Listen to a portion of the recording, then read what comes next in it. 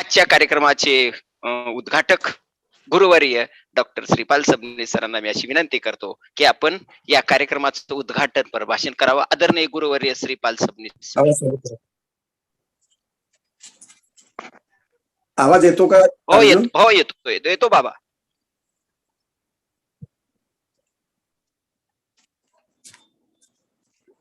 सुरुवातीलाच महात्मा गांधींच्या पुण्यतिथीच्या निमित्तानं मी त्यांच्या एकूण कर्तृत्वाला विनम्र अभिवादन करतो. महाराजा सयाजीराव गायकवाड या महाविद्यालयानं महात्मा गांधींच्या विद्या मंदिरांच्या वारशामध्ये आज ग्रामीण दलित साहित्याच्या संदर्भातला हा नॅशनल वेबिनार या ठिकाणी आयोजित केलेला आहे. या सेमिनारचे सन्माननीय अध्यक्ष माननीय डॉक्टर मोरे मामा, या महाविद्यालयाचे कार्यक्षम आणि अभ्यासू प्राचार्य बापूसाहेब शिरोडे, त्याचबरोबर या वेबिनारला उपस्थित असलेल्या डॉक्टर मृणालताई भारद्वाज, ज्यांनी सुंदर अभ्यासपूर्ण अशा प्रकारचं बीजे भाषण केलं, ते अलीगड विद्यापीठाचे डॉक्टर ताहिर पठाण. या कार्यक्रमाला उपस्थित सन्माननीय भाऊसाहेब, त्याचबरोबर doctor Game, doctor Konkani, doctor Nikam, doctor Bachhav, doctor Patil, doctor Wankhede, Marathi विभाग आणि इंग्रजी विभागाचे प्रमुख सन्माननीय डॉक्टर अरुण पाटील, डॉक्टर वानखेडे, या वेबिनारचे संयोजक आणि आमचा जुना विद्यार्थी, ज्याचा खूप अभिमान वाटावा अशा प्रकारचा अभ्यास याच्या वाणीतून मी ऐकतोय, असा अर्जुन नेरकर. दुसरे संयोजक डॉक्टर त्रिभुवन, डॉक्टर गोरवाडकर. मी या संस्थेचे प्रमुख डॉक्टर मोरे मामा यांच्याबद्दल धन्यता व्यक्त करतो. आपल्या अभ्यासू आणि सामाजिक जाणीवेच्या ध्येयवादी प्रकाशामध्ये गांधी विद्या मंदिराच्या संदर्भात आणि सयाजीराव गायकवाड कॉलेजचा हा संबंध वारसा संपन्न होतो आहे. आपली एकूणच भूमिका ही सर्वस्पर्शी सामाजिक भावना आणि भूमिका जपणारी आहे आणि याच परंपरेचा वारसा पुढे प्राचार्य डॉक्टर बापूसाहेब शिरोडेंनी चालवलेला दिसतो. मी गांधी विचाराच्या आणि सयाजीराव गायकवाडांच्या विचाराचा अनुबंध आपल्या संस्थेला जुळवताना आपण या दोघाही महापुरुषांच्या विचाराशी प्रामाणिक आहात आणि म्हणूनच महात्मा गांधींच्या पुण्यतिथीच्या दिवशी आपण गांधींच्या ध्येयवादाला सुसंगत असणारा ग्रामीण आणि दलित साहित्याच्या संदर्भातला हा राष्ट्रीय पातळीवरचा वेबिनार आपण आयोजित केला. याबद्दल या संस्थेच्या सर्व प्रमुखांचं, सर्व संस्था चालकांचं, प्राचार्य, उपप्राचार्य आणि इंग्रजी आणि मराठी विभागाच्या प्रमुखासह सर्व प्राध्यापकांचं मी जाहीरपणानं अभिनंदन करणं मी माझं कर्तव्य मानतो. मित्र हो, या 2 दिवसाच्या सेमिनारमध्ये सुमारे 45 शोधनिबंध सादर होणार आहेत आणि राजवाडे नावाच्या पवित्र अशा प्रकारच्या त्रैमासिकामध्ये त्याची प्रकाशनाची ही सोय करण्यात आली आहे. ही अत्यंत महत्वाची अशा प्रकारची बाब आहे.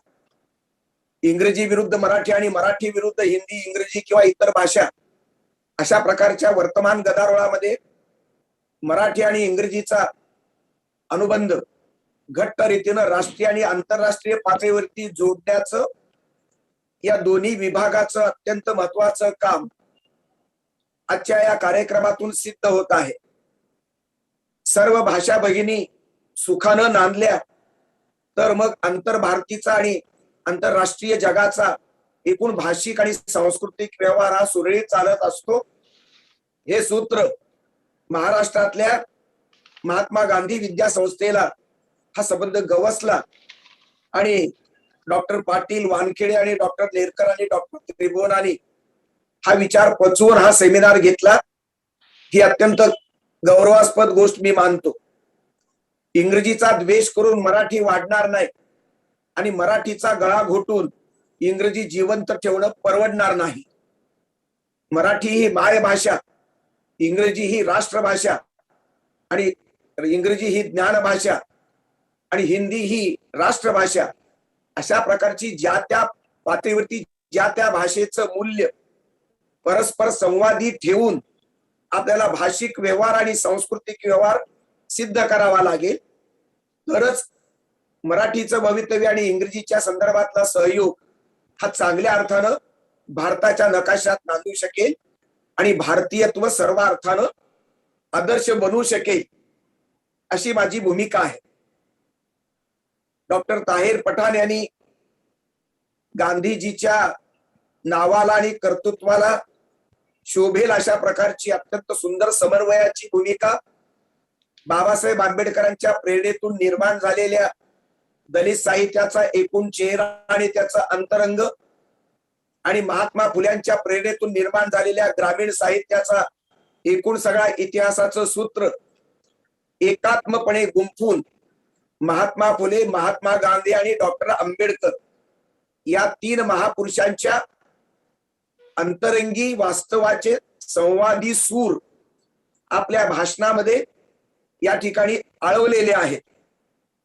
त्याचबरोबर अनेक कोटेशन, अनेक कवितांच्या ओळी, अनेक कवींचा, लेखकांचा, साहित्यिकाचा नावाचा संदर्भ, त्यांचं योगदान, दलित साहित्याच्या इतिहासातले टप्पे आणि त्याच्या चिंतन सूत्राची मांडणी अत्यंत प्रगल्भपूर्ण अभ्यासातून या ठिकाणी त्यांनी सादर केलेली आहे. डॉक्टर ताहेर पठाण हे अस्खलित मराठीत बोलतात म्हणून त्यांचा गौरव करणं हे त्यांच्या एकंदरीत भूमिकेचा अधिक्षेप ठरू शकेल, पण हा अस्सल महाराष्ट्रीयन अशा प्रकारचा मातीचा आणि इथल्या मराठी संस्कृतीचा गंध पिऊन प्राशन करून संबंध अभ्यासू बनलेला, व्यासंगी बनलेला अशा प्रकारचा अभ्यासक मुस्लिम अलीगड विद्यापीठाचं प्रतिनिधित्व करतो. महाराष्ट्रातल्या मराठीचं तिथे सुंदर अशा प्रकारचं शिखरावरती हे वैभव त्या ठिकाणी मिरवतो. ज्या अलीगड विद्यापीठाची स्थापना सर सय्यद अहमद यांच्या अत्यंत प्रगल्भ आणि दूरदृष्टीच्या ध्येयवादातून झाली आणि ज्या कुराण शरीफच्या सुंदर अशा प्रकारचं भाष्य मौलाना आझाद यांनी केलं, त्या मौलाना आझाद आणि गांधीजीचे अनुबंध अत्यंत जवळचे होते. त्या मौलाना आझादच्या सेक्युलर भूमिकेला न्याय देण्याची भूमिका आणि सर सय्यद अहमद यांच्या मुस्लिम कल्चरला सुधारणावादाचं रूप देण्याची, शिक्षणाचा गंध पेरण्याची ही जी अत्यंत उदारमतवादी भूमिका सर सय्यद अहमद यांनी रुजवली, या दोघांच्याही मुस्लिम मानदंडांच्या पातळीवरती बेरीज करून मूळ मोहम्मद पैगंबरानं इकरा जे पहिला कुराणची जी पहिली आयात आहे, इकरा म्हणजे शिक्षण, त्याचं ज्ञान, विद्या, अशा प्रकारच्या विद्येला आणि ज्ञानाला निर्णायक महत्व देणाऱ्या पैगंबर साहेबांच्या पवित्र कुराणच्या सूत्रानुसार आमच्या ताहेरबाई पठाण यांनी सुंदर अशा प्रकारची मांडणी बाबासाहेब आंबेडकर, फुले आणि महात्मा गांधींच्या संदर्भानं या ठिकाणी एकंदरीतच अर्ध्या पाऊण तासाच्या भाषणामध्ये आपल्या समोर केलेली आहे. आणि या संबंध सेमिनारच्या भाषणाचं पावित्र्य आणि त्याची प्रगल्भता ही त्यांच्या भाषणातून निश्चितपणानं सिद्ध केली. त्यांना फार वेळ मिळाला नसल्यामुळं इंग्रजी साहित्य आणि ग्रामीण साहित्य, मराठी ग्रामीण साहित्यावर त्यांना फारसं बोलता आलेलं दिसत नाही, पण त्यांच्या भाषणातून अनेक प्रश्न निर्माण झालेले आहेत आणि ते अत्यंत मला महत्वाचे वाटत आहे. स्वतंत्र प्रवाह दलितांचा, दलित साहित्याचा आणि ग्रामीण साहित्याचा आपण मानावा किंवा नाही, या बाबतीमध्ये अभ्यासकांनी सोय म्हणून ग्रामीण साहित्य वेगळं केलं आणि दलित साहित्य वेगळं केलं.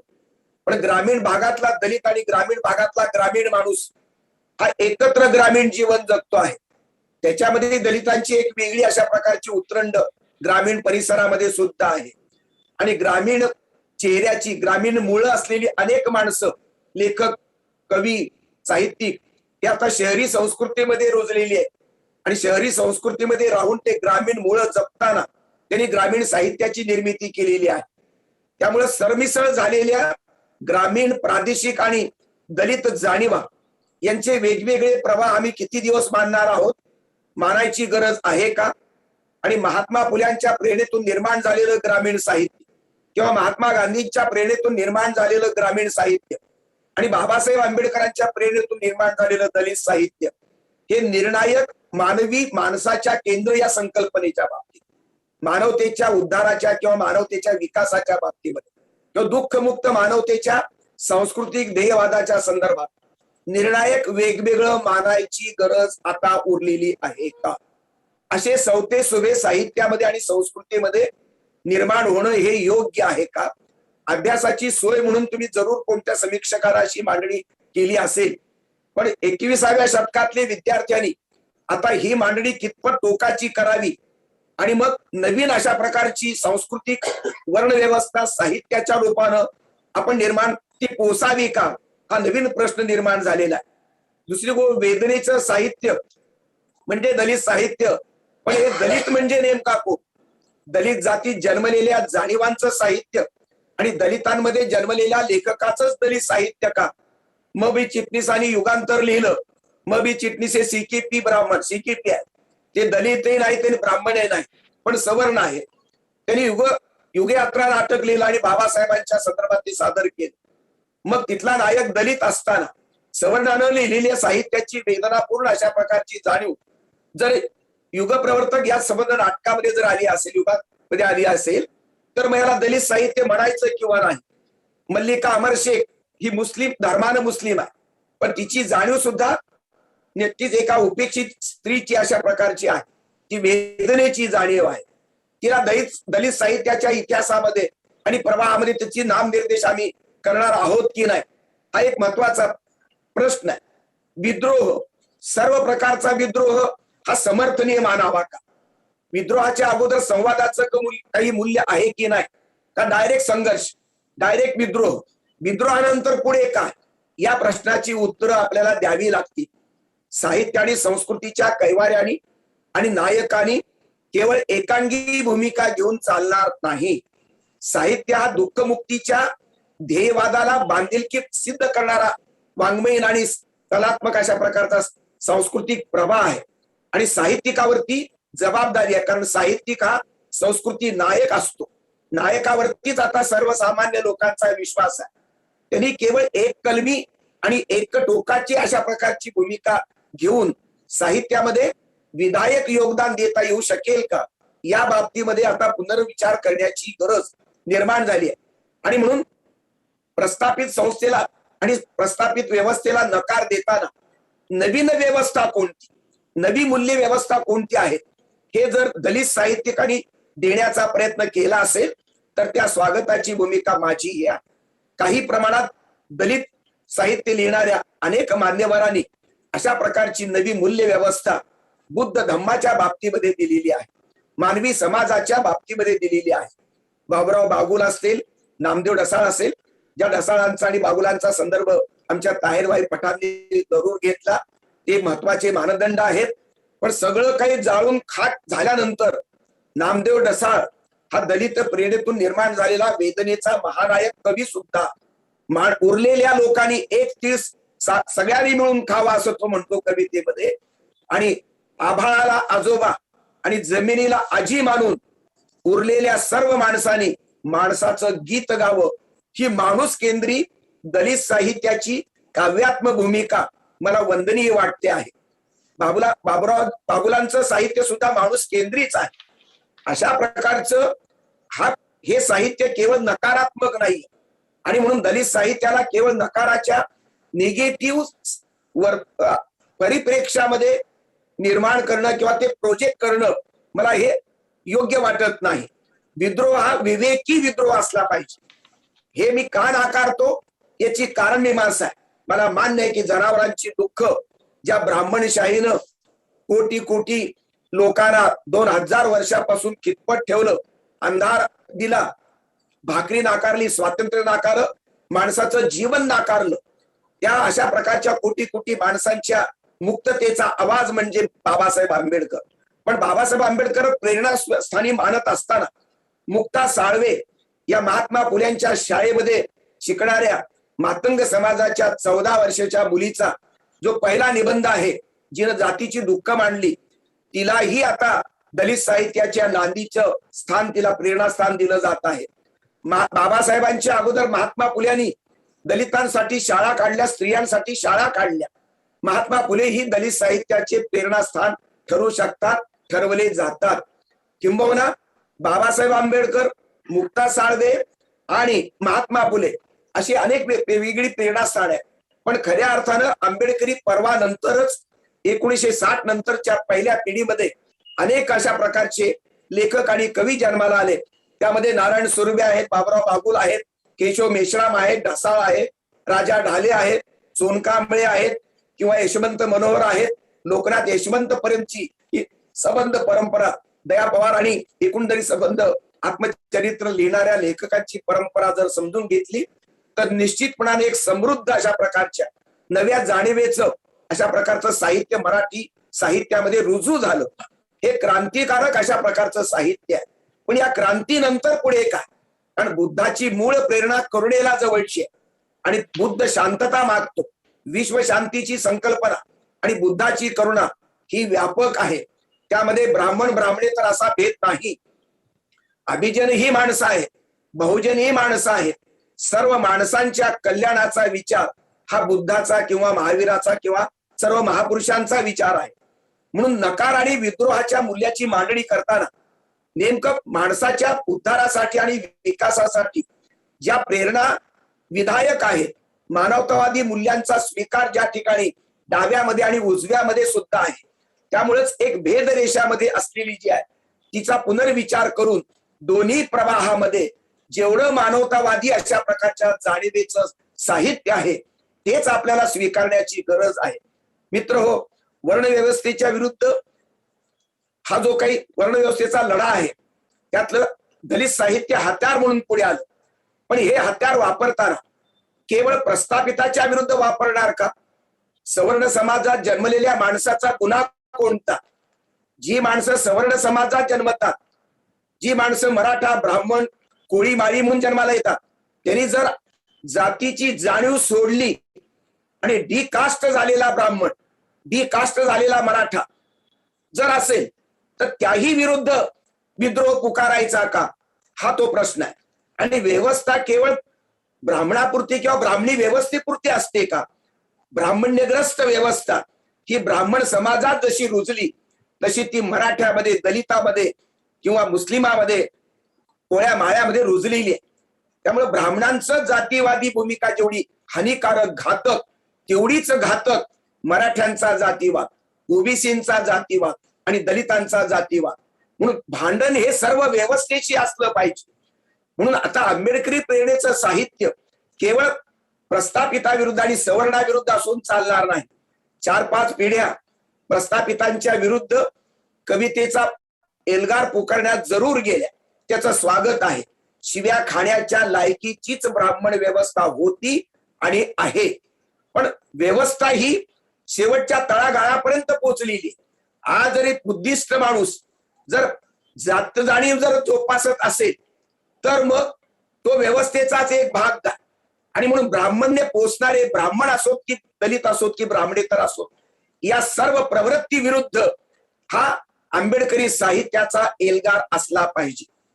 आज दलित साहित्याच्या 4थ्या-5व्या पिढीमध्ये अनेक लेखक कवी नवीन आहेत. अमोल घाटसावे नावाच्या 9 विद्रोही कवीने आता अलीकडं 2 महिन्यापूर्वी कविता संग्रह काढला. त्याची प्रस्तावना लिहिण्याचं योग मला मिळालेला आहे. त्यामध्ये त्यांनी आत्मपरीक्षण करून दलित समाजामध्ये सुद्धा, विद्रोही प्रवाहामध्ये सुद्धा कशी जात जाणीव आहे आणि बाबासाहेब आंबेडकरांच्या विरोधी अशा प्रकारची बेईमानीची भूमिका कशी त्या ठिकाणी जोपासली जाते आहे याचं सुंदर मार्मिक उदाहरण आणि काव्यात्मक पातळीवरती त्यांनी दिलेलं आहे. हा आंबेडकरी प्रवाहातली ही आत्मपरीक्षणात्मक जागरूकता मला महत्वाची वाटते आहे. या नव्या जाणीवेचं हे साहित्य मला अधिक महत्वाचं वाटतं. भक्ती साहित्यामधला जो काही विद्रोह आहे, तुकारामांनी प्रस्थापित ब्राह्मण व्यवस्थेच्या संदर्भात विद्रोह केलेला आहे. ज्ञानेश्वरांचा सुद्धा त्याच प्रमाणामध्ये काही प्रमाणात तरी विद्रोह आहे. या विद्रोहाचं आणि फुले शाहू आंबेडकरांच्या विद्रोहाचं काही नातं आहे की नाही या बाबतीमध्ये निर्णायक उत्तर अजून कोणी देत नाहीत. फुले शाहू आंबेडकर ही वंदनीय समजता आहे. फुले शाहू आंबेडकरांचे पूर्वज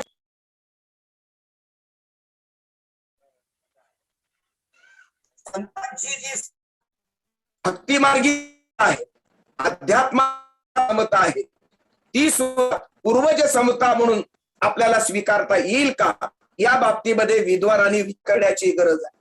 मित्र, यामध्ये केवळ वेदनेचे साहित्य किंवा केवळ विद्रोही साहित्य म्हणजे दलितांचं साहित्य का, आणि दलित म्हणजे केवळ जातीच्या जाणीवेच्या आधारे की जातीच्या जन्माच्या आधारे दलित आपण ठरवणार. कामगारांचं साहित्य, शेतकऱ्यांच्या घामावर आधारलेलं साहित्य, किंवा आदिवासींच्या वेदना आहे, उपेक्षित स्त्रियांच्या वेदना आहे, या सर्वांच्या जाणीवा उपेक्षितांच्या साहित्याच्याच म्हणून आपल्याला अधोरेखित करता येऊ शकते. आणि म्हणूनच फक्त जातीवाद जो आहे तो एका जातीपुरता नसतो. सर्व जातीचा जातीवाद धिक्कारण्याची भूमिका जोपर्यंत वैदिक दलित साहित्याचे कैवारी घेऊ शकत नाहीत तोपर्यंत मूलभूत परिवर्तन या देशात होणार नाही. दलित साहित्य कोंडीमध्ये सापडलं ही तर एक वास्तवता आहेच, कारण सगळ्या लेखकांनी आपापल्या जातीच्या संदर्भातल्या आत्मकथनात्मक भूमिका मांडल्या आणि तो प्रवाह ओसरला. आता त्याच्या पलीकडे आम्ही जाणार आहोत की नाही या बाबतीमध्ये विचार करत असताना अनेक संदर्भ मध्ये आलेले आहेत, आणि हे संदर्भ जर समजून घ्यायचे असतील तर मग आपल्याला वेगवेगळ्या लेखकांचं आपल्याला संदर्भ देणं हे मला आवश्यक वाटतं. मित्र हो, अनेक वेगवेगळे प्रयोग आहेत. दीपक निकम हा धुळ्याचा एक दलित कवी होता. त्याची कविता रूढ अर्थानं दलित जाणीवेची नव्हती, पण दुःखाची वेदनेची संबंध आविष्कारण करणारी होती. ग्रेसची कविता ही तुम्हाला दलित कविता म्हणता येणार नाही, म्हणून दलित जातीमध्ये जन्मलेल्या माणसाची कविता ही दलित साहित्याच्या चौकटीमध्ये बसेलच असं आपल्याला सांगता येत नाही. डॉक्टर गंगाधर मेश्राम यांची गझल ही आता 2 महिन्यापूर्वी मी प्रकाशित केली मुंबईला. ही गझल केवळ दलितच्या प्रवाहामध्ये बंदिस्त होऊ शकत नाही. किंवा जगदीश घनगाव नावाचा एक शहापूरचा मुंबईच्या पलीकडला कवी, आईवरचा कविता संग्रह त्याचा सुंदर अशा प्रकारच्या कविता संग्रहाचं त्यांनी निर्मिती केलेली आहे. आईला कोणत्या चौकटीमध्ये तुम्ही बसवणार आहात? आईचं मातृत्व ब्राह्मणाचं वेगळं आणि ब्राह्मणेतरांचं वेगळं, दलितांचं वेगळं आणि ओबीसीचं वेगळं असं नाही. मातृत्वाला जात धर्म नाही. तसंच माधवी खरात या पुण्याच्या एक डॉक्टर प्राध्यापिका आहे, त्यांनी पुरुष सेक्स वर्कर जे असतात पुरुष त्यांच्या संदर्भात अत्यंत स्फोटक वास्तवाचे एक सुंदर अशा प्रकारची कादंबरी त्यांनी निर्माण केलेली आहे. अर्जुन मेश्राम हा गडचिरोलीच्या भागाचा माझी भेट नाही, पण कधी 15 वर्षापूर्वी त्याच्या कवितेला मी प्रस्तावना दिली. ती शुद्ध निसर्ग कविता आहे, बालकवीच्या वारशातली. असे वेगवेगळे जे प्रयोग आहेत या प्रयोगातून दलित साहित्याचं एक्सपान्शन होत आहे. शुक्राचार्य गायकवाड असतील किंवा आमचा बळीराम गायकवाड असेल मुंबई विद्यापीठाचा रजिस्ट्रारचा, त्यांनी फकीराचं सुंदर इंग्रजी भाषांतर केलेलं आहे आणि आता हे भाषांतर भारताचा मुखाच्या ओलांडून जगभर जाणार आहे. त्याचबरोबर सुरेश पाटोळे असतील, संपत गायकवाड ही मातंग समाजाच्या प्रवाहातून आलेली, ही बुद्ध धर्म न स्वीकारलेली परंतु दलित जाणीवांच्या बाबतीमध्ये आपला वेदनाचा आणि संबंध आविष्कार करत असताना, प्रस्थापिताला नकार देत असताना नव्या जाणीवांची मांडणी करण्याचं काम या लोकांनी केलेलं आहे. नारायण सुर्वेना जातच नाहीये. हा अनाथ अशा प्रकारचा मुलगा पुढे चालून प्रतिभावंत कवी होतो आणि मग विद्यापीठाची कविता किंवा वेगवेगळ्या कविता, जाहीरनामासारखी कविता तो लिहितो आणि या संबंध कवितेच्या पातळीवरती मार्क्सवादाची भूमिका स्वीकारून ते संबंध मराठी साहित्यामध्ये दिग्गज अशा प्रकारचा कवी म्हणून ते गाणले जातात. मार्क्सवादाची प्रेरणा सुर्व्यांनी जरी स्वीकारली तरी त्यांच्या कवितेला किंवा त्यांच्या साहित्याला दलिताच्या चौकटीमध्ये स्थान आम्ही देणार आहोत की नाही हा प्रश्न अजूनही अनिर्णित आहे. शुक्राचार्य गायकवाडांची ही संबंध बौद्ध परंपरेची कविता सुद्धा ही निश्चितपणानं माई आंबेडकरांच्या कर्तृत्वाला न्याय देण्याची भूमिका शुक्राचार्य गायकवाड घेतात. बौद्ध परंपरेमध्ये माई आंबेडकरांचं एकंदरीत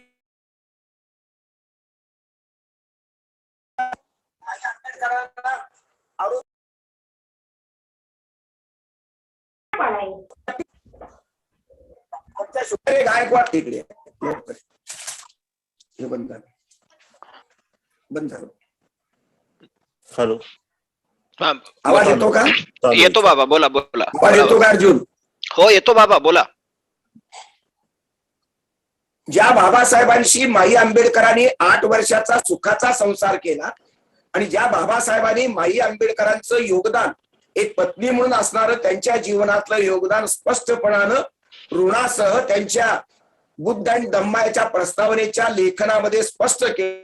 माई आंबेडकरांना जर आरोपीच्या पिंजऱ्यात उभं करण्याच्या संदर्भामध्ये जर लेखन होत असेल तर याला मग खऱ्या अर्थानं आंबेडकरी प्रेरणेचं साहित्य मानायचं का?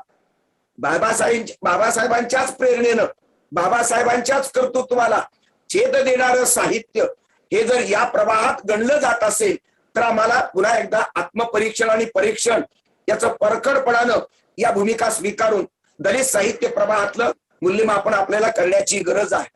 आत्मकथा देणारे दया पवार, सोनकांबळे, उर्मिला पवार किंवा माझ्या जन्माची चित्रकथा किंवा कोल्हाट्याचं पोर, किशोर शांताबाई काळेंची, नरेंद्र जाधवांचं आत्मकथन, भगवान इंगळेंचं आत्मकथन, कालिदास सूर्यवंशीचा अनवाणी सूर्य असे संबंध किंवा योगेंद्र मेश्रामांची माझं गाव कुठा ही कादंबरी, जळगावच्या आप भालेरावांची सुंदर अशा प्रकारची कादंबरी, सुरेश पाटोळेंची चोळी नावाची कादंबरी, नामदेव कांबळेंची साहित्य अकादमीचा पुरस्कार प्राप्त कादंबरी, उत्तम बंडू तुपे यांचं साहित्य, योगीराज वाघमारे, वामन गोवाळ यांच्या कथा आणि भटक्या विमुक्तामध्ये लक्ष्मण गायकवाड, लक्ष्मण माने आणि आत्ता अलीकडला आमचा निलंग्याचा कैकाडी समाजाचा आत्मचरित्र लिहिणारा विलास माने, वेदनेच्या पाऊल खुणा लिहिणारा, या सर्वांच्या जाणीवा गरिबीतून आलेल्या आहेत, दुःखातून आलेल्या आहेत आणि तरी सुद्धा त्या संबंध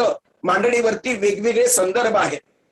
अनेक भटके विमुक्तांनी बौद्ध धर्म स्वीकारला आणि अनेकांनी तो नाकारला. मातंग समाजाच्या अनेक लेखकांनी बौद्ध स्वीकारला, अनेकांनी हिंदू धर्मातच राहणं पसंत केलं. त्यामुळे धार्मिक आणि सांस्कृतिक एक वेगळेपणा, एक प्रकारची फूट, एक प्रकारची भेदरेषा ही कायम रावली. पण बाबासाहेबांचं महानपण हे बुद्धिस्ट नसलेले ब्राह्मणापासून ते भटक्यापर्यंत आणि आदिवासी पासून ते ग्रामीण परिसरापर्यंत सर्वजणच मानतात. तो केवळ आता शोभेचा भाग राहिलेला नाही. अत्यंत निष्ठावंतपणानं बाबासाहेबांच्या कर्तृत्वाला शरण जाणारे, समर्पित होणारे लाखो सवर्ण माणसं आहेत. माझ्यासारखा सवर्ण समाजात जन्माला आलेला तो माझा गुन्हाही नाही, माझा तो अपघाताचा विषय मी मानतो. पण बाबासाहेब आंबेडकरांच्या बहिष्कृत भारतावर मी 1987 साली पीएचडी केली. बाबासाहेबांचं नातं हे वैचारिक आहे. माझा हक्क बाबासाहेबांवरती जातीचा नाहीये आणि म्हणून मग मी बाबासाहेबांच्या वरती लिहिलेलं साहित्य हे दलित आहे की नाही, माझा गुन्हा नाही. मी सवर्ण समाजात जन्मणं माझा गुन्हा होऊ शकत नाही. पण बाबासाहेबांचा विचार मी आत्मसात करतोय. मग माझ्या साहित्याला तुम्ही दलित म्हणणार की म्हणणार नाहीत, हा महत्वाचा प्रश्न आहे. दत्ता भगत किंवा प्रेमानंद गजवी ते अविनाश डोळस आणि संपत गायकवाड, रुस्तुम अचलखाम अशा प्रकारची किंवा आमचा रामनाथ चव्हाण यांची नाट्यसृष्टी, यांची दलित रंगभूमी आणि मूळ रंगभूमी, आमच्या ताहेर पठाण यांनी पूर्ण वेदापर्यंत, त्या 5व्या वेदापर्यंत या संबंध रंगभूमीची सूत्र नेऊन पोहोचवली आणि अत्यंत सुंदर अशा प्रकारची मांडणी त्यांनी केली. लोकसत्तेचा एक अव्वल दर्जाचा, दर्जेदार आणि अत्यंत प्रतिभा संपन्न अशा प्रकारचा पत्रकार, ज्यांनी मुख्यमंत्र्याचं संबंध कार्यालय फडणवीसांच्या काळात हलवलं, असा मधु कांबळे आता या महिन्यामध्ये 23 तारखेला समतेशी करार नावाचं एक वैचारिक त्यांनी पुस्तक लिहिलं. आणि आरक्षणाचा प्रश्न किंवा अट्रॉसिटीच्या कायदा हे कायम ठेवून जाती व्यवस्थेचा अंत घडू शकणार नाही. त्यामुळे त्यांनी नवीन मॉडेल दिलेले आहे. जमिनीच्या सामूहिक अशा प्रकारच्या शेतीचं किंवा पाण्याचं समन्यायी वाटप त्यांनी या संबंध अट्रॉसिटीच्या संदर्भात आणि आरक्षणाच्या संदर्भात दिलेला आहे. आरक्षणाच्या संदर्भात पहिली आणि दुसरी रांग झाल्यानंतर आरक्षण बंद करावं, असा आंबेडकरी चळवळीतला मधु कांबळे सारखा एक लेखणी बहादर इमानदार पत्रकार सांगतो आहे. आणि म्हणून आंबेडकरी प्रवाहामध्ये बाबासाहेबांच्या बुद्धिवादाशी आणि लोकशाहीच्या साक्षीनं जाती व्यवस्थेचा अंत करण्यासाठी इमानदारीनं लेखन करणाऱ्या नव्या लेखकांची आता ही पिढी पुढे आलेली आहे. नव्या पिढीतला मिलिंद कसबे असेल किंवा जुन्या पिढीतले रावसाहेब कसबे, उत्तम कांबळे असतील, अशा प्रकारची अनेक माणसं आपल्याला दिसत आहेत. आणि ही संबंध विचार करताना 5 पिढ्या झाल्यानंतर सुद्धा दलित साहित्याच्या संदर्भात नवी मांडणी आम्ही करू शकणार आहोत की नाही. समाजाचं आणि फक्त दुःख केवळ दलितांचंच आहे का? केवळ जातीचंच दुःख आहे का? स्त्रियांचं दुःख आहे, भाकरीचं दुःख आहे, स्वातंत्र्याचं दुःख आहे. त्यामुळं दुःखाच्या अनेक थरा आहेत आणि त्या दुःखाला कुरवाळणारी, त्या दुःखाला केंद्रीभूत मानून माणूस दुःखमुक्त करण्याची भूमिका बुद्धही घेतो, महावीर घेतात, विवेकानंद घेतात, महात्मा गांधी घेतात, बाबासाहेब आंबेडकर, महात्मा फुले घेतात, बसवेश्वर घेतात, आगरकर घेतात. अनेकांनी अनेक भूमिका घेतलेली आहे. या सर्व दुःखमुक्त मानवतेच्या मानदंडांचा उपयोग आम्हाला समजून घेताना आम्हाला एकूण दलित साहित्याच्या संदर्भात आम्हाला नव्यानं आता मांडणी करण्याची गरज झालेली आहे. जुन्या जाणीवांवरती अडकून पडून दलित साहित्याची कोंडी फुटणार नाही आणि परिवर्तनाचा लढा पुढल्या टप्प्यावर जाणार नाही. बाबासाहेबांच्या जयघोषामध्ये, राजकीय दुकानदारीमध्ये, उजव्या प्रवाहामध्ये आणि डाव्या प्रवाहात दोन्हीकडे जर जयघोष चालू असेल तर मग बाबासाहेबांचे खरे अनुयायी कोण आहेत? बाबासाहेबांच्या एकूण कर्तृत्वाला पचवून घेऊन नव आंबेडकरवादी भूमिकेतून गांधींचं महात्मे पण पचवून घेण्याची गरज आहे की नाही? बाबासाहेबांचा भारत वेगळा आणि गांधींचा भारत वेगळा अशी वजाबाकी नव्या भारताला परवडणार आहे का? या प्रश्नाची उत्तर आपल्याला शोधावी लागणार आहेत. आणि दलित साहित्य अनेक लेखक या बाबतीत पुनर्विचार करत आहेत. आणि आमच्या मधु कांबळेंनी फुले शाहू आंबेडकरांच्या महाराष्ट्राच्या सांस्कृतिक नकाशामध्ये श्रीधर टिळकांचं नाव त्यांनी घेतलेलं आहे, गोपाळ गणेश आगरकरांचं नाव त्यांनी घेतलेलं आहे, रानड्यांचं नाव त्यांनी घेतलेलं आहे. म्हणजे 2 किंवा 3 महापुरुष महाराष्ट्राचा सांस्कृतिक नकाशा बदलू शकणार नाहीत. या सत्यापर्यंत आता विचारवंत आणि साहित्यिक येत आहेत. संबंध देशाचं परिवर्तन करायचं, विश्वाचं परिवर्तन करायचं तर सर्व जगातल्या सर्व काळातल्या महापुरुषांची बेरीज आज मला महत्वाची वाटते. आणि म्हणून साहित्याच्या संबंध प्रांगणामध्ये जात असताना एकंदरीत इंग्रजी साहित्याचा आपल्याला विचार करावा लागेल. आणि हे करत असताना 1950 ते 1960च्या दशकामध्ये अमेरिकेमध्ये जे सिव्हिल राईटची मुवमेंट त्या ठिकाणी गाजली, त्या संबंध त्या 10 वर्षाच्या आंदोलनाची सूत्र सुद्धा आपल्या दलित साहित्याच्या प्रवाहाशी जुळणारी आहेत. 1920चा अमेरिकेतला सांस्कृतिक संघर्ष हा मला महत्वाचा वाटतो. आणि आफ्रिकन अमेरिकन अशा लोकांच्या मध्ये काळ्यांच्या वेदना त्या ठिकाणी समोर आल्या. काळ्या लोकांची केशभूषाची कुरळे असतात ते तसेच कायम ठेवायचे अस्मितेसाठी. काळ्या लोकांनी आपली गाणी सुरक्षित ठेवली, काळ्या लोकांनी आपले लोकनृत्य कायम ठेवलं, जपलं आणि त्यांचा प्रभाव गोऱ्यावर सुद्धा पडला. पण काळ्या आणि गोऱ्यांच्या वांशिक संघर्षामध्ये अनेक गोरे लोक काळ्यांच्या कैवारामध्ये उभे राहिले. ही जगातली वास्तवता आहे.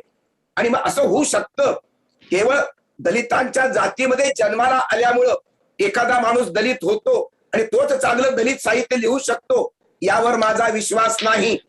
सहानुभूतीनं सुद्धा दलित जाणीव पचवता येते. आणि म्हणून बरी कादंबरी लिहिणारी विभावरी शिरूरकर असेल, म्हणून नारायण सुर्व्यांचं साहित्य असेल, अण्णाभाऊ साठे निश्चितपणे दलित होते, पण त्यांचं साहित्य केवळ दलित चौकटीमध्ये सामावू शकत नाही.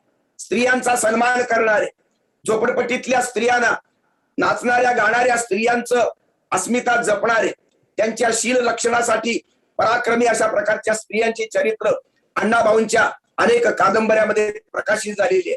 अण्णाभाऊंचं पोवाड्यामधलं साहित्य विश्वात्मक आहे.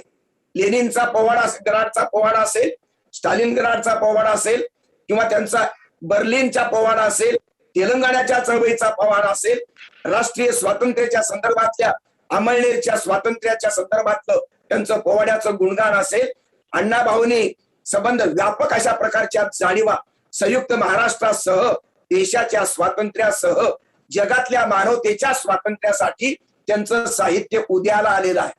तरीही अण्णा भाऊंना तथाकथित दलित साहित्याच्या समीक्षकांनी दलित साहित्याच्या इतिहासामध्ये मानाचं सन्मानाचं स्थान दिलेलं नाही.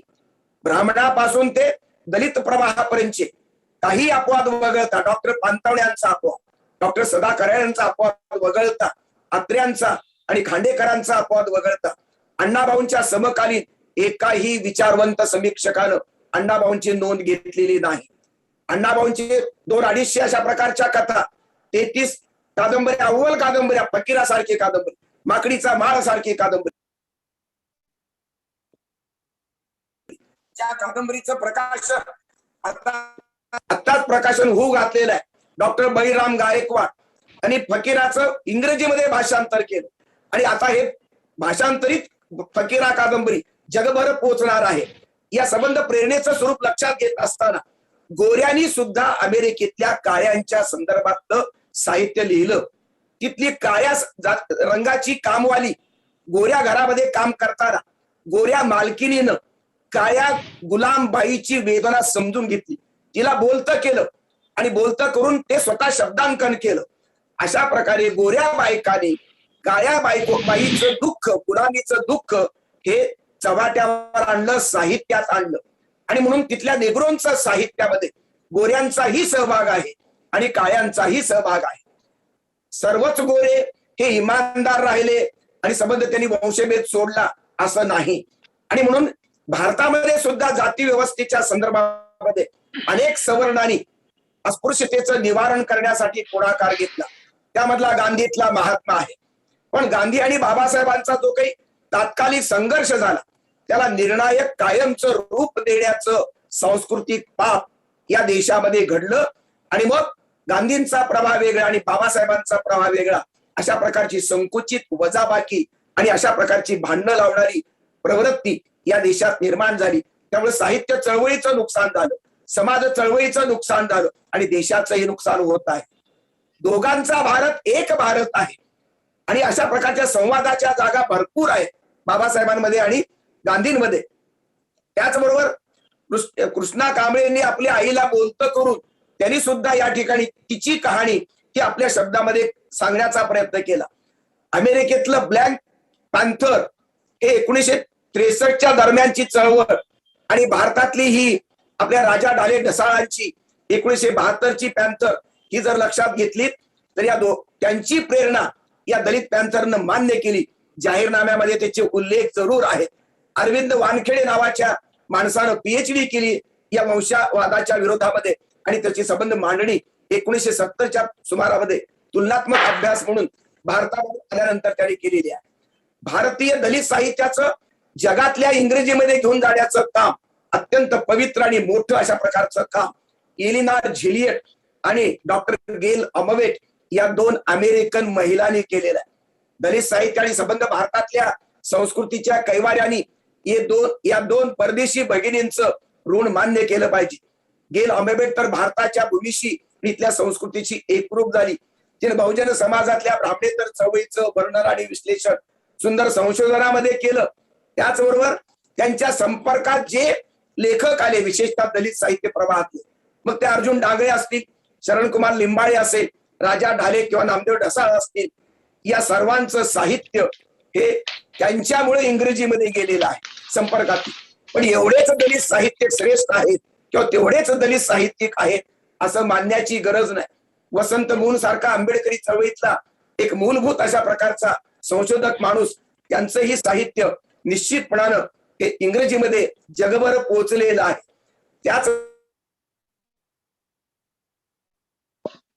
R.K. नारायण सारखा स्वातंत्र्य काळातला प्रतिभा संपन्न लेखक यांनी दलितांचं चित्रण केलेलं आहे आणि हे चित्रण करत असताना अत्यंत सुंदर शैलीमध्ये, पण तो सवर्ण जातीतला आहे. माझ्या माहितीप्रमाणे R.K. नारायण ब्राह्मण आहे. आता ब्राह्मणांनी दलितांचं चित्रण जर आपल्या साहित्यातून केलं तर त्याला दलित साहित्य मानायचे की नाही? बहुसंख्य लोक मानायला तयार नाहीत. पण ही भूमिका पुन्हा एकदा आपल्याला तपासून घेतली पाहिजे. अरुंधती रॉय यांनी बाबासाहेब आंबेडकरांचं अनिहिलेशन ऑफ कास्ट ह्याच्या आवृत्त्या संपल्या म्हणून तिनं तिच्या पुढाकारानं नवीन आवृत्ती काढली आणि स्वतःची प्रस्तावना बाबासाहेबांच्या त्या पुस्तकाला दिली. त्या बाबतीमध्ये प्रचंड गदारोळ दिला. ही नवी आवृत्ती वादामध्ये सापडली. याचं कारण अरुंधती राय ह्या उच्चवर्णीय असल्याचं आहे. उच्चवर्णीय जन्माला येणं हा तिचा किंवा त्याचा दोष असू शकत नाही. मेंदूमध्ये जर जाणवं कायम असेल तर तो ब्राह्मण्यग्रस्त असतो आणि हा मेंदू हा ब्राह्मणाचाही ब्राह्मण्यग्रस्त असू शकतो आणि ब्राह्मणेतराचा किंवा दलिताचाही मेंदू जातीवादी असू शकतो. ज्याचा मेंदू जातीग्रस्त आहे तो ब्राह्मण्यग्रस्त असतो. त्याच्या विरुद्ध दलित साहित्याची भूमिका आहे, बाबासाहेबांची भूमिका आहे. दुसरी गोष्ट, या ठिकाणी आणखी काही संदर्भ आहेत आणि ते मला महत्वाचे वाटत आहे. नयनतारा सहगल ही सुद्धा कमला मार्केंडेय शोषितांच्या संदर्भामध्ये यांनी साहित्य, इंग्रजी साहित्य लिहिलेलं आहे. गाळण्यातील अमृत असा त्याचा मराठी अर्थ या कलाकृतीचा होऊ शकतो.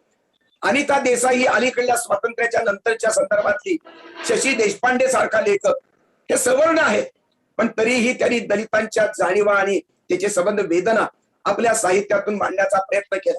पण एकंदरीत ग्रामीण साहित्य, प्रादेशिक साहित्य इंग्रजी भाषेमध्ये निदान भारताच्या नकाशात तरी मला फारसं आढळत नाही.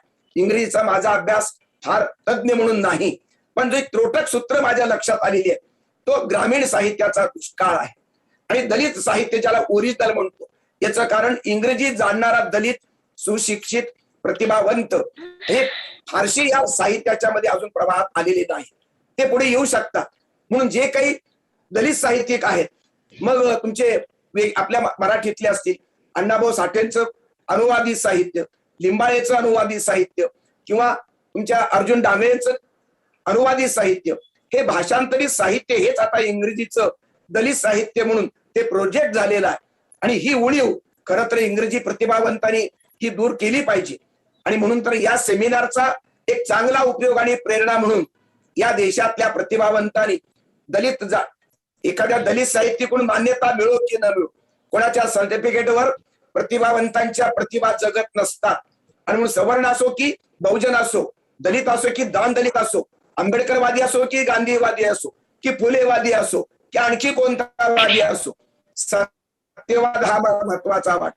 आणि सत्याला सुसंगत अशा प्रकारची वेदना मुक्तीची मांडणी करत असताना जाणीवांचं संदर्भ आपल्याला लागेल. स्त्रियांचं साहित्य महाराष्ट्रातलं आणि देशातलं हे सुद्धा उपेक्षितांचं, वंचितांचं साहित्य आहे. आणि म्हणून मार्जिनलाइज्ड अशा प्रकारची जी काही भूमिका इंग्रजी साहित्यामध्ये म्हटली जाते त्यामध्ये स्त्रियांच्या साहित्यामध्ये नयनतारा असतील किंवा अनिता देसाई, कमला मार्केंडे यांचं साहित्य हे मला निर्णायक महत्वाचं वाटतं. आणि हे समजून घेत असताना सगळ्यात महत्वाचं म्हणजे अनटचेबल लिहिणारा मुल्कराज आनंद किंवा कुली लिहिणारा मुल्कराज आनंद, याची पुन्हा अडचण तीच आहे की हा सवर्ण समाजाच्या, पण त्यांनी भंगी समाजाचा नायक त्यांच्या कादंबरीत उभा केलेला आहे. बखा नावाचा हा नायक त्यांनी उभा केलेला आहे. जसं मराठीत बळीमध्ये विभावरी शिरुकरांनी दलित नायक उभा केला, तसं इंग्रजीमध्ये स्वातंत्र्याच्या पूर्वी मुल्कराज आनंद या इंग्रजी लेखकानं तो नायक उभा केला. साहित्याच्या प्रांतामध्ये दलित माणसाला नायक करण्याचं, सन्मान देण्याची भूमिका आणि त्याची संबंध हा नायक अर्थात गांधींच्या प्रभावातला आहे आणि तो संबंध मध्यवर्ती प्रवाहात येऊ इच्छितो असं मुल्कराज आनंदने दाखवलं. आणि त्याच्यावरती सुद्धा अनेकांनी टीका केली. टीकेचा पाया जर जातीवादी असेल तर ती टीका विधायक मी मानायला तयार नाही. आम्हाला संवादाच्या जागा शोधाव्या लागतील आणि आमच्या संकुचित जाणीवा ही आपल्याला बदलाव्या लागतील. व्यापक भूमिका घ्यावी लागेल. अँटी गांधी भूमिका ही जर दलित साहित्याचा प्राण ठरला तर बाबासाहेबांनाही तो योग्य न्याय मिळणार नाही. याचं कारण बाबासाहेबांना, आंबेडकरांना काँग्रेसनं पहिल्या मंत्रिमंडळामध्ये निमंत्रण देऊन बोलावलं. गांधींच्याच काँग्रेसने बाबासाहेब आंबेडकरांना राज्य घटना समितीमध्ये सन्मानाचं अध्यक्षपद दिलं. हा गांधी आणि बाबासाहेबांचा संवाद आम्ही निदान त्यांच्या मृत्यूनंतर 70-75 वर्षानंतर आम्ही समजून घेणार आहोत की नाही, हा महत्वाचा अशा प्रकारचा भाग आहे. आणि म्हणूनच एकंदरीत इंग्रजी साहित्याचा विचार करत असताना आणि मराठी साहित्याचा विचार करताना, ग्रामीण असेल, ग्रामीण साहित्यामधल्या आनंद यादवांची पिढी असेल, ग ल ठोकळ रवा दिघ्यांची पिढी असेल, किंवा कोतापल्ले मुराटे सारखे समीक्षक असतील, किंवा आमचा भास्कर चंदन शिव असेल, बाबाराव मुसळे असतील, आणि खेड्यापाड्यातून येणारे प्रदीप पाटलासारखे किंवा अनेक आमच्या विश्वास पाटलांसारखा झाडा झडतीवाला असेल, किंवा धरणाच्या वरती लिहिलेल्या कादंबऱ्या असतील, विठ्ठलाशी वारकऱ्याशी एकरूपणारे कवी असतील, शेती आणि माती आणि शिवच्या मातीच्या गंधामध्ये अखंड बुडालेले अशा प्रकारच्या प्रतिभा असतील, या सर्वांचं ग्रामीण साहित्यातलं योगदान मान्य करताना या चौकटी आपल्याला बंधनकारक ठरणं मला योग्य वाटत नाहीये. आणि म्हणून ग्रामीण आणि दलित साहित्याच्या संबंध या सीमारेषा सरमिसळ झालेल्या कालखंडामध्ये आम्हाला नवीन एका प्रवाहाची सुरुवात करणं, नांदी करणं हे मला अधिक महत्वाचं वाटतं. भारताचं संविधान हे जातवादी नाहीये. संविधानाला जात आणि धर्म नाही, समाजाला जात आणि धर्म आहे. अशा प्रकारची विसंगती दूर करायची असेल तर तुमचं माझं साहित्य ते इंग्रजीतलं असेल, हिंदी मधलं असेल, तामिळचं असेल की मराठी असेल, हे बिनजातीवादी साहित्य असावं, हे धर्माच्या पलीकडे जाणारं साहित्य असावं. कारण साहित्याला धर्म आणि जात नसावा. सारे गम पद निसा, बिस्मिल्ला खानच्या शहिनाईच्या स्वराची जात धर्म सांगा, किंवा सामता प्रसादच्या तबल्याच्या ठेक्याला कोणता जात धर्म आपण लावू शकता. आमच्या जे काही सतार वादक आहेत, या सतार वादकांच्या स्वरांना कोणता जात धर्म तुम्ही चिकटवणार आहे. लता मंगेशकर आणि तुमच्या शमशाद बेगम यांच्या स्वरा, यांच्या गळ्याची, याच्या गाण्याचे जात धर्म कोणता. कलेला जात धर्म नसावा, तसंच साहित्याला सुद्धा जात धर्म नसावा. माणसाने सुद्धा जात धर्माच्या पलीकडे जाऊन भारतीयत्वाचा आणि एकंदरीत विश्वात्मकतेचा विचार करणं आवश्यक आहे. मराठी साहित्यातला ज्ञानेश्वर हा बंडखोर असा मानला जातो, तुकाराम ही बंडखोर मानला जातो, आणि जाती सगळं अमंगळ, भेदाभेद अमंगळ म्हणणारे तुकाराम आहे. आणि संबंध विश्वाचं भलं व्हावं, सर्व सुखानं नांदावेत अशा प्रकारची संकल्पना करणारे ज्ञानेश्वर आहेत. वसुदैव कुटुंबकची वैचारिक व्यापकता मराठी साहित्यामध्ये आणि संस्कृतीमध्ये आहे. या ध्येयवादाच्या प्रकाशामध्ये दलित साहित्य आणि ग्रामीण साहित्याचा विचार करावा लागेल. आणि म्हणून नव्या साहित्यिकांनी आता संकुचित सेवा न जपता एकमेकाचं संबंध समाजामध्ये विषाची पेरणी न करता संवादाच्या जागा शोधाव्या, आणि मानवतेसाठी, माणसाच्या भल्यासाठी, माणसाच्या विकासासाठी, माणसाच्या सुरक्षतेसाठी, माणूस जपण्यासाठी, माणूस गोंजारण्यासाठी, माणूस पूजण्यासाठी देव आणि धर्म वापरावा. साहित्याचा उपयोग त्यासाठीच केला पाहिजे, तरच माणसाचं भलं होऊ शकेल. आणि या पातळीवरती केवळ मराठीचं भाषेचं वर्तुळ, केवळ इंग्रजीचं वर्तुळ, केवळ महाराष्ट्राचा आणि देशाचा भूगोल आता पुरेसा नाही. विश्वाचा नकाशा हा माणसाचा नकाशा. या माणसाच्या दुःख मुक्तीचा विचार तुम्हाला आम्हाला करणं भाग आहे. आणि साहित्याचा ध्येयवाद हा गाभ्यातला ध्येयवाद फक्त आणि फक्त दुःख मुक्तीचा आहे. हे दुःख दलितांचं असू शकतं, हे स्त्रियांचं असू शकतं, आदिवासींचं दुःख सुद्धा आहे. आणि म्हणून पहिल्या पिढीतले गोविंद गारे असतील, भुजंग मेश्राम असेल, वारू सोरोणे, कुसुम आलाम, उषा किरण आत्राम, डॉक्टर विनायक तुमराम, डॉक्टर तुकाराम रोंगटे, माधव सरकुंडे किंवा अनेक लोक आहेत. मुस्लिमामध्ये सुद्धा दुःखाची वेदना आहेच ना, अल्पसंख्याकांची एक वेदना आहे. मग त्यामध्ये जावेद पाशा, शाजिंदे किंवा मुबारक शेख, इक्बाल मिन्ने अशी एक मोठी परंपरा आपापल्या वेदना घेऊन त्या अवतरते आहे. ख्रिश्चन धर्म सुद्धा इथे अल्पसंख्या आहे, यांच्याही काही वेदना आहे, त्यांचंही वेगळ्या अर्थाचं धार्मिक दलितपण आहे.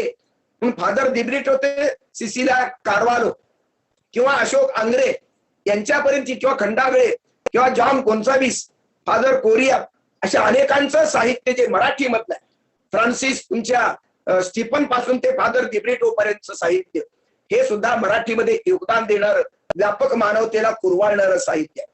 आणि म्हणून व्यापकता आणि माणसाच्या संबंध पूर्णतेच्या ध्यासाचे आणि माणसाच्या कल्याणाचे जे विचार ज्या ठिकाणी आहेत, दुःखमुक्त करणार, दुःखावर फुंकर घालणारे आणि दुःखमुक्तीचा क्रांतिकारक जाणीवा पेरणार सर्व जगातलं, सर्व देशातलं, सर्व भाषेतलं साहित्य हे माणसासाठी आवश्यक आहे. आम्हाला आता संकुचित जाणीवा सोडाव्या लागतील आणि नवा विचार, नवीन समीक्षा पद्धती, येवादाच्या अंगानं जाणारी, सेक्युलरिझमच्या अंगानं जाणारी, धर्मनिरपेक्ष समीक्षा पद्धती आणि धर्मनिरपेक्ष साहित्यिकाची भूमिका भारतीय संविधानाच्या प्रकाशामध्ये नव्या लेखकांनी, नव्या समीक्षकांनी, नव्या नायकांनी आणि विचारवंतांनी पचवण्याची गरज आहे. ग्रामीण साहित्यातले अनेक निधर्मी अशा प्रकारच्या जाणीवेचे लेखक, दलित साहित्यामध्ये अनेक सेक्युलर प्रवृत्तीचे लेखक हे आम्हाला एकत्र बेरजेमध्ये आणावे लागतील. आता या जुन्या सगळ्या ज्या बंदी आहेत, एकमेकांचे कंपाऊंड अशा प्रकारचे साहित्याचे जे प्रकार अभ्यासाच्या सोयीसाठी केले गेले आणि त्या वेगळ्या चुली होऊन बसल्या. ग्रामीणांची अस्मिता जर दलितांच्या साहित्याच्या अस्मितेविरुद्ध जर पेटली तर मग नवीन वर्णव्यवस्था संस्कृतीमध्ये आणि साहित्यामध्ये निर्माण करण्याचं पाप मराठी किंवा इंग्रजी साहित्यिकाकडून केलं जातंय का, या बाबतीमध्ये आपल्याला खोलवर विचार करावा लागेल. आणि संविधान जातीचं धर्माचं विष पेरायला तुम्हाला मला परवानगी देत नाही. युनोचा जाहीरनामा सर्व माणसांना समान लेखतो.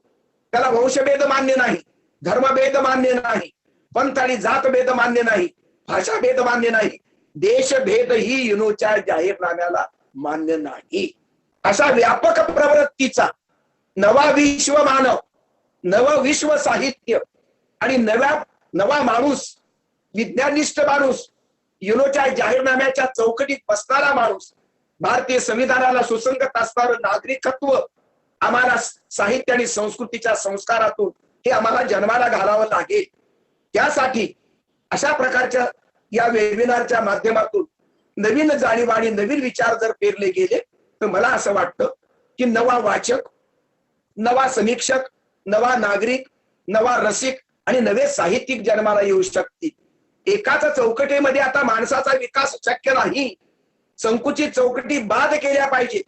म्हणून येशू ख्रिस्त आणि मोहम्मद पैगंबरांची बेरीज, महावीराची आणि बुद्धाची बेरीज, आगरकर आणि आंबेडकरांची बेरीज, महात्मा फुले आणि महात्मा बसवेश्वर आणि महात्मा गांधींची बेरीज, विवेकानंदांची आणि दीनदयाळ उपाध्यायांची बेरीज, सुभाषचंद्रांची आणि पटेलांची बेरीज, नेहरूंची आणि बाबासाहेबांची बेरीज, बेरजेचं समाजकारण, बेरजेचं साहित्यकारण आम्ही स्वीकारलं तरच नवा भारत आणि नवं विश्व निर्माण करण्याची क्षमता आम्ही सिद्ध करू.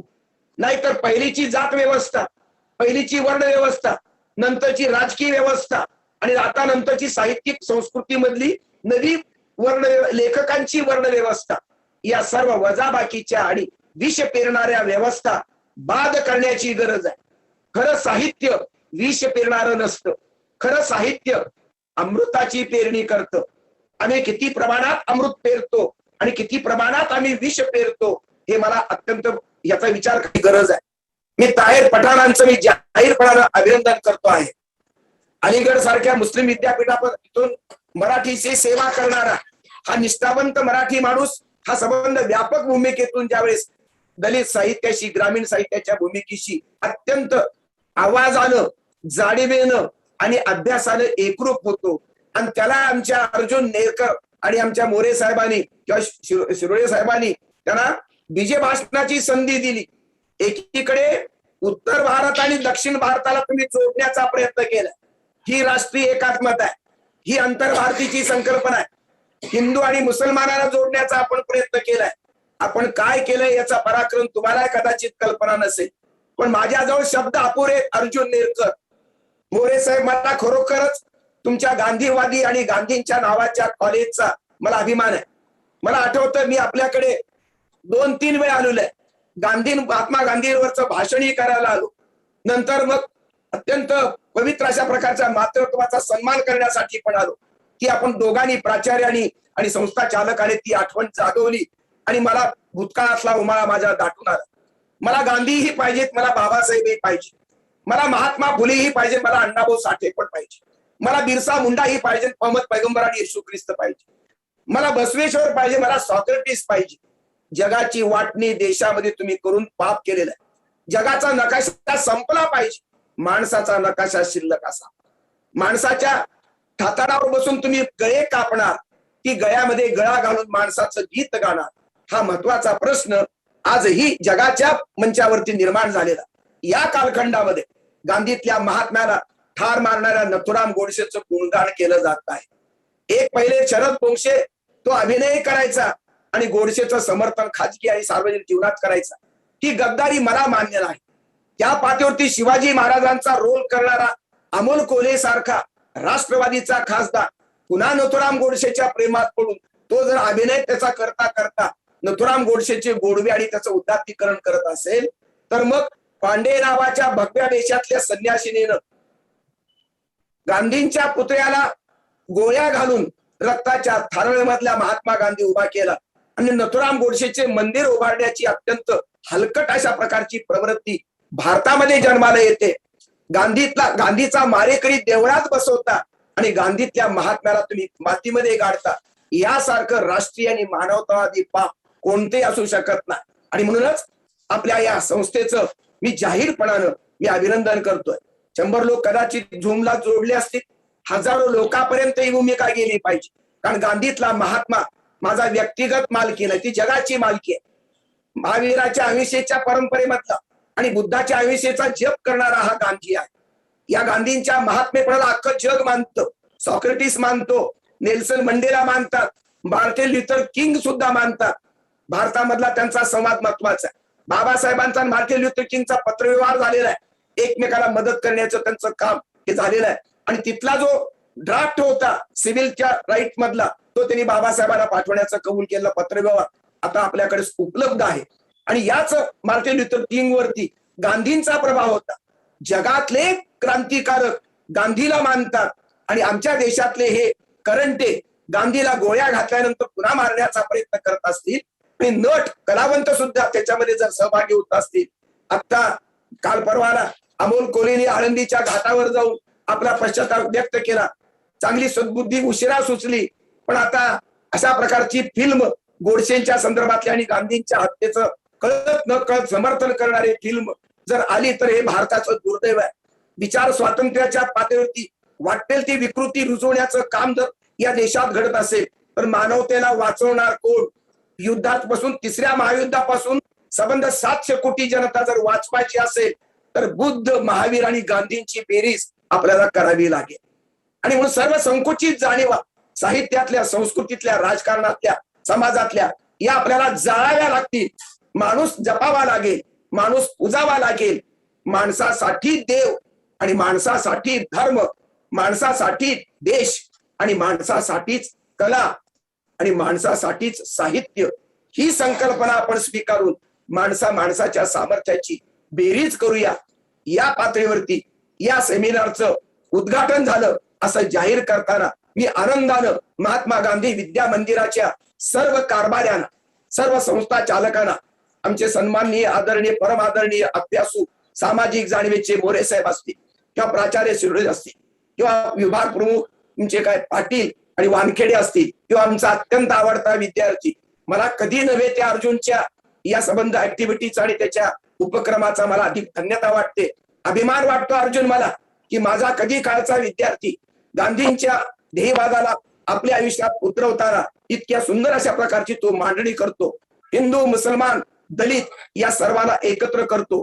गोवा आणि अलीगड अशा प्रकारचं नॅशनल एक राष्ट्रीय एकात्मतेचं सूत्र साहित्याच्या रूपाने तो निर्माण करतो. अशा प्रकारची भूमिका ही मला अत्यंत महत्वाची वाटतो.